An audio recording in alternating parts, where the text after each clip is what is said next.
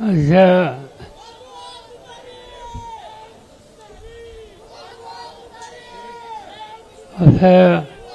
महाराष्ट्र माजी खासदार बापूसाहेब तनपुरे यांच्या निवडणुकीच्यासाठी आपण या ठिकाणी हजर आहोत. ते आपले उमेदवार अजित तनपुरे, राष्ट्रवादी काँग्रेसचे जिल्ह्याचे अध्यक्ष राजेंद्र फाळके, आमचे सहकारी दादाभाऊ करमकर यांचं भाषण तुम्ही आता ऐकलं. सक्सेना सरगर, मावसाहेब विजय, एकनाथ ढवळे, गोविंद मोकाटे, झिने सर, सुरेश वावळे, योगिता राजळे, बाळासाहेब हरा, अशोकराव बाबर, व्यासपीठावर बसणारे काँग्रेस पक्ष, उद्धव ठाकरेंच्या नेतृत्वाखालचा शिवसेना पक्ष, राष्ट्रवादी काँग्रेस पक्ष, डावे उजवे कम्युनिस्ट, अन्य सरकारी आणि हजारोच्या संख्येनं उपस्थित असलेले तुम्ही बंधू भगिनींनो, लोकसभेची निवडणूक झाली आणि आता विधानसभेची निवडणूक आहे. मला आठवत आहे लोकसभेच्या निवडणुकीच्या वेळेला मी राहुरीला आलो होतो आणि मला तुम्हाला धन्यवाद देते. मोठ्या मताने तुम्ही निलेश लंके यांना निवडून दिला. ही निवडणूक अतिशय महत्त्वाची होती आणि त्याचं महत्त्वाचं कारण आम्हाला लोकांना काही एक उद्याच्या देशाच्या स्थितीची चिंता होत होती. देशाचे प्रधानमंत्री सगळीकडे जाऊन सांगत होते की मला 400 खासदारांची आवश्यकता आहे आणि म्हणून माझे 400 खासदार तुम्ही निवडून द्या, ही भूमिका सगळीकडे बांधत होते. देशाचा कारभार करायचा असेल तर लोकसभेमध्ये एकूण संख्येच्या पेक्षा एक फार 10% सुद्धा खासदार अधिक असले तर राज्य करता येतं. 544चं सभागृह आणि त्याच्यामध्ये 400ची काही गरज नव्हती. मला आठवत आहे नरसिंहराव प्रधानमंत्री होते. मी त्यांच्या मंत्रिमंडळामध्ये सर्व काही खात्याचा मंत्री होतो. आमच्याकडे लोक नव्हते, 50% नव्हते. 50%लाही 10 लोक कमी होते. पण 5 वर्ष सरकार आम्ही चालवलं आणि म्हणून हा अनुभव दिलेला असताना 400चा हट्ट का? आणि त्याचं कारण आमच्या लक्षात आलं की या देशाला डॉक्टर बाबासाहेब आंबेडकरांनी घटना दिली. त्या घटनेने तुमचा अधिकार हा जतन केला. त्या अधिकाराला धक्का होता आणि तो धक्का मारायचा असेल तर अधिक खासदारांची गरज ही मोदी साहेबांना होती. पण ह्याचा विचार आम्ही लोकांनी केला. देशाचे सगळे विरोधी पक्षाचे लोक आम्ही एकत्र बसवत दिलेला. सोनिया गांधी होत्या, राहुल गांधी होते, मी स्वतः होतो. देशाच्या राजधानी दिल्ली तिथे मुख्यमंत्री अरविंद केजरीवाल होते, बिहारचे मुख्यमंत्री होते, तामिळनाडूचे मुख्यमंत्री होते, अन्य नेते होते आणि आम्ही सगळ्यांनी बसून ठरवलं की आज 400चा डाव जो आहे तो उद्ध्वस्त करायचा आणि तो उद्ध्वस्त करायचा असेल तर आपल्याला एकत्र लोकांच्या समोर गेलं पाहिजे. आणि त्याच हेतूनं महाराष्ट्रामध्ये महाविकास आघाडीची स्थापना केली. निवडणुका आल्या तेव्हा लोकांच्या समोर आम्ही लोकांनी भूमिका बांधली. आणि मला तुमचं अभिमान वाटतं की ज्या महाराष्ट्रामध्ये 5 वर्षापूर्वी फक्त एक काँग्रेसचा खासदार आणि राष्ट्रवादीचे 4 खासदार इतकी आमची कमी संख्या असताना देशाचे घटना संकटात हेतू म्हणल्यानंतर तुम्ही लोकांनी कालच्या निवडणुकीमध्ये 48 खासदार महाराष्ट्रातून असतात तर त्याच्या 31 जागा तुम्ही आम्हाला लोकांना दिल्या आणि भाजपचा पराभव केला. हे करू शकता तुम्ही. त्यामुळं आज घटनेचं सरकार चालले पण ते सध्या चालले माहिती नाही उद्या काय होईल आणि त्यासाठी जागरूक व्हायची गरज आहे. आता निवडणूक आली विधानसभेची गेले 10 वर्ष त्याची आधीच वर्ष करोनाची सोडली तर ही सगळी वर्ष भाजपचं राज्य. आमच्यातले काही लोक हुतून गेले त्यांचं राज्य आणि आज ते राज्याचा कारभार करू इच्छितात. त्यांच्या हातात सत्ता दिली तर स्थिती गंभीर आणि साधे कारण सांगतो की सरकार होतं आम्हाला लोकांचं.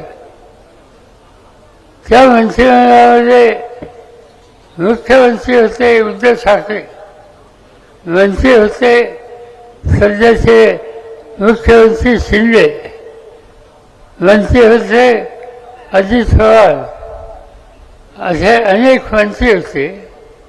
छगन भुजबळ मंत्री होते आणि हे मंत्रिमंडळ असं मंत्रिमंडळ असताना शिंदे साहेबांनी 30-40 खासदार गोळा केले, गुवाहाटीला 2 बसले आणि उद्धव ठाकरेंचं सरकार पाडलं.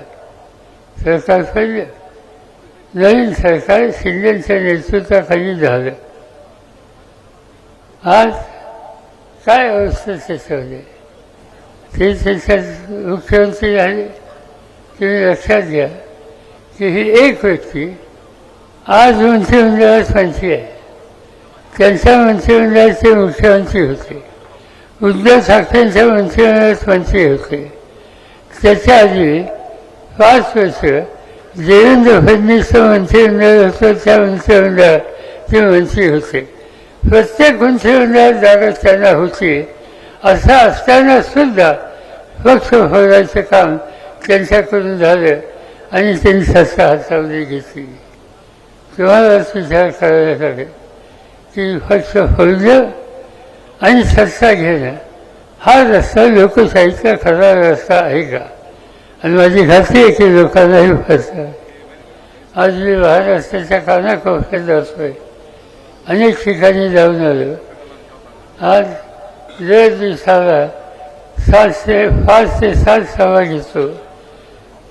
अनेक जिल्ह्यातून जातो आणि लोकांना विचारल्याच्यानंतर लोक सांगतात पक्ष फोडणं हे काम आम्हाला मंजूर नाही. देवेंद्र फडणवीस मध्यंतरी एके ठिकाणी म्हणले, त्यांना प्रश्न विचारला की तुमच्या आयुष्यात तुम्ही काय काम केलं? त्यांनी सांगितलं फार मोठं काम केलं.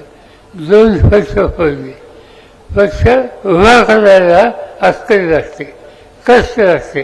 पक्ष फोडायला अक्कल लागत नाही आणि या लोकांनी पक्ष फोडायचा आज निवडणुकीमध्ये लोकसभेचा निकाल बघितल्याच्यानंतर याही लोकांना चिंता वाटायला लागली. म्हणून काही नवीन कार्यक्रम घेतात. त्यांनी जाहीर केलं लाडक्या बहिणीच्या बद्दलचं कौतुक.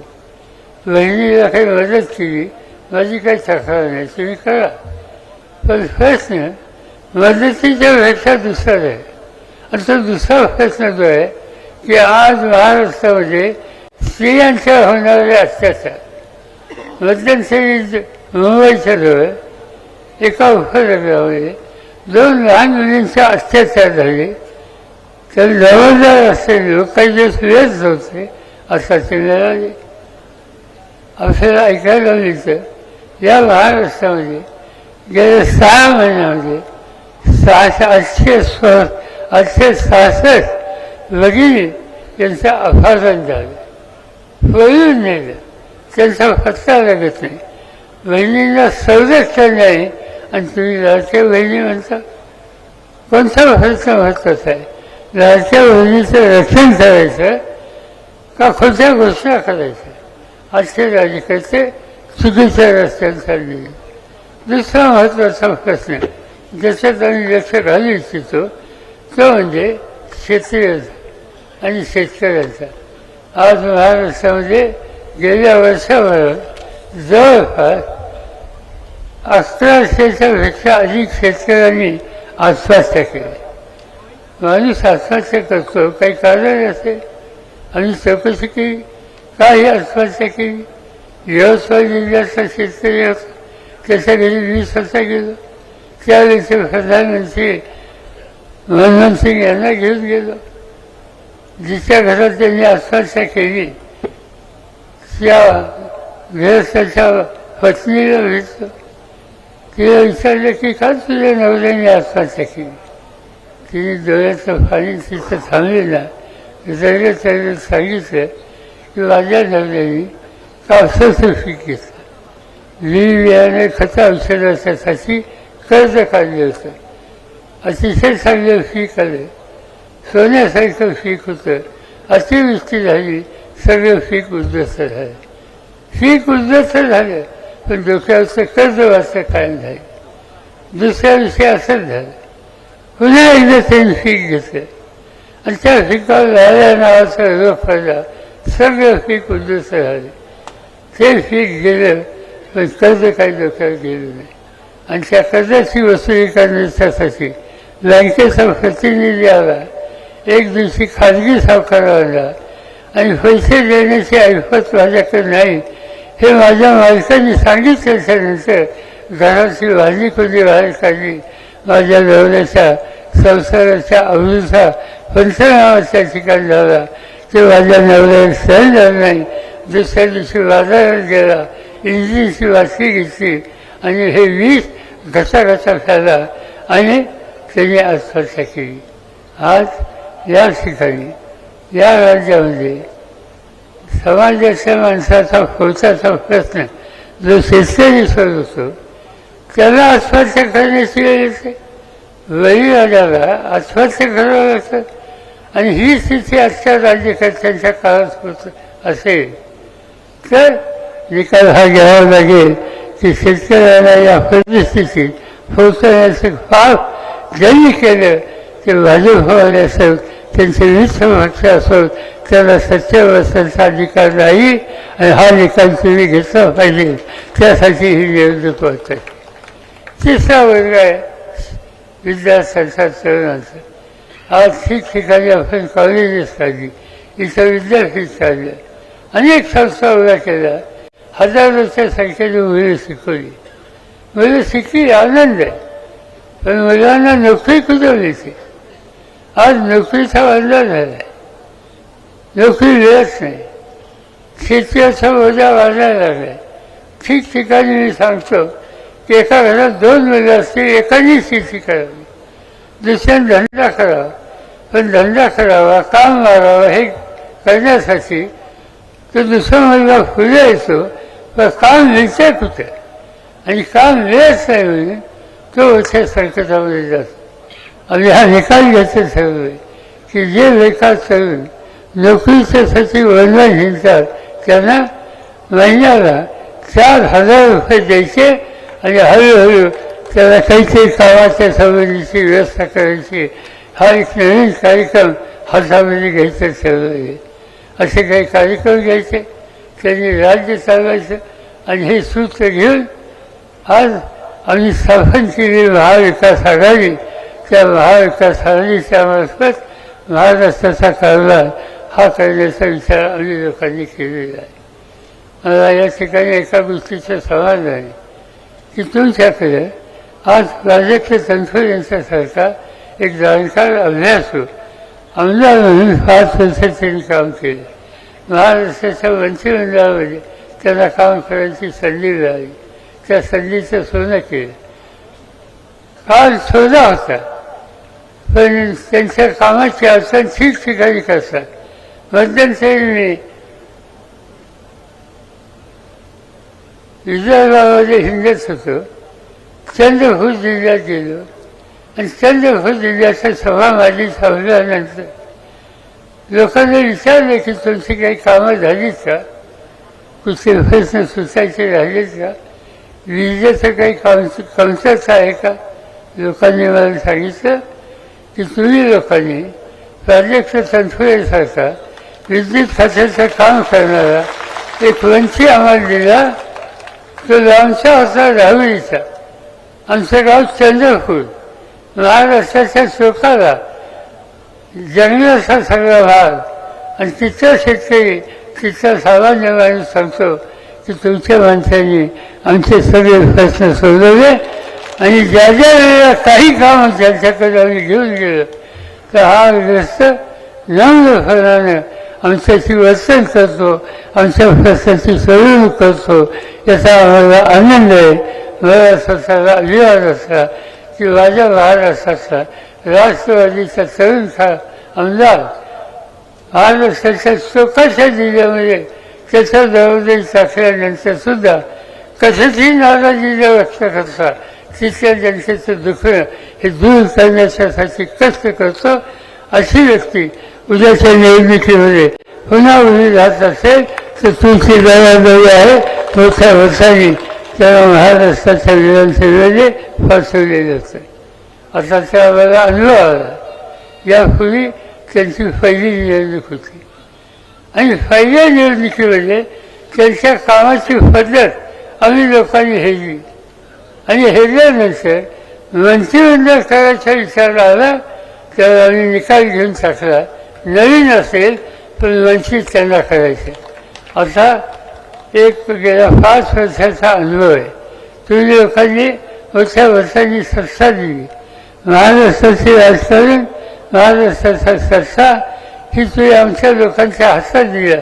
तरी जाहीरपणाने सांगतो महाराष्ट्राचं काम करण्याच्यासाठी पुन्हा एकदा या ठिकाणी प्रसाद तनपुरेंना जबाबदारी घ्यावी लागेल आणि ती देण्याची काळजी आम्हाला लोकांच्याकडून केली जाईल. त्याच्यासाठी तुमच्या सगळ्यांची शक्ती, तुमच्या सगळ्यांचा आधार हा त्यांच्या पाठीशी उभी करा. महाविकास आघाडीला प्रचंड मतांनी यशस्वी करा ही विनंती या ठिकाणी करतो आणि आपल्या सगळ्यांची रजा घेतो. कारण आणखी 4 सभा मला करायच्यात.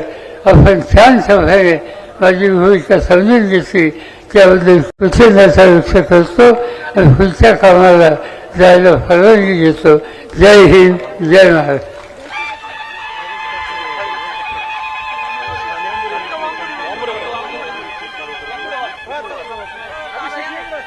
Gabriel,